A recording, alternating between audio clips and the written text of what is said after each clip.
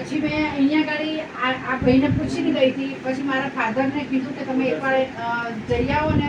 પછી હું અહીંયા કાલે આવી. ખાલી એમણે મને આમ કરીને ખબર નહીં શું કર્યું, આમ કરીને મને મટાડી દીધું. એટલે હું આવી કે હવે અહીંયા રિલેક્સ થઈ ગઈ કે હવે આપણે જીવવાનું જીવન જીવવું છે. કેમ કે આ બધું દુખતું હતું અને અહીંયા તો તમે સવારમાં ઉઠો ને તો કામ કશું કામ થાય નહીં ને વિચારમાં કે હું મને શું કયા ડૉક્ટરને બતાવું, કોને આ બધાને બતાવ્યું, કોઈએ મટાડ્યું નહીં. પ્લેન કિલરથી મોઢામાં ચાંદા આવી જાય.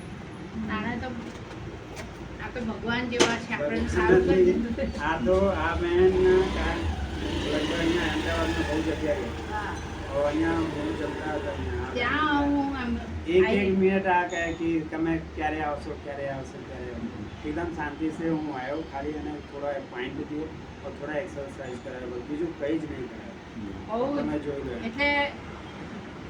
એટલે હું પછી અમે જમ્યા વગર આવ્યા છે. મેં કીધું અત્યારે મારા મન બુદ્ધિનો ભાઈ છે એને સુવડાવીને મેં તો પહેલા ખાવાનું ભલે પછી પણ આ પહેલા છે.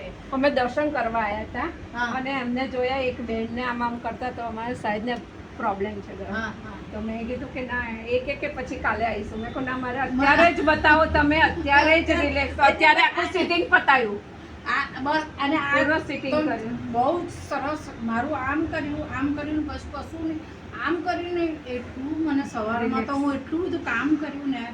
કપડાં અને રસોઈ તો મારે 2 વાગે જમવાનું પતે. અત્યારે જમવાનું બી બધાને પતી ગયું, અમારે બાકી છે પણ અમે બતાવી દીધું જમવાનું. ભગવાન છે આપણે તો એમ માનીએ. હા સવાલ જ નથી. કોઈ ભગવાન તો આ માણસની છે. મરજી. नहीं अच्छा रिलैक्स लग रहा है मेरे को भी रिलैक्स।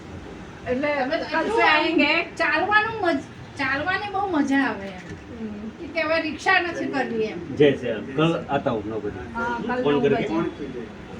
ચાલો पहचान જય लोगे ना? સિયારામ. मेरे नाम से तो पहचान लोगे? પહેચાન નહીં. ओके चलो थैंक यू। Yes.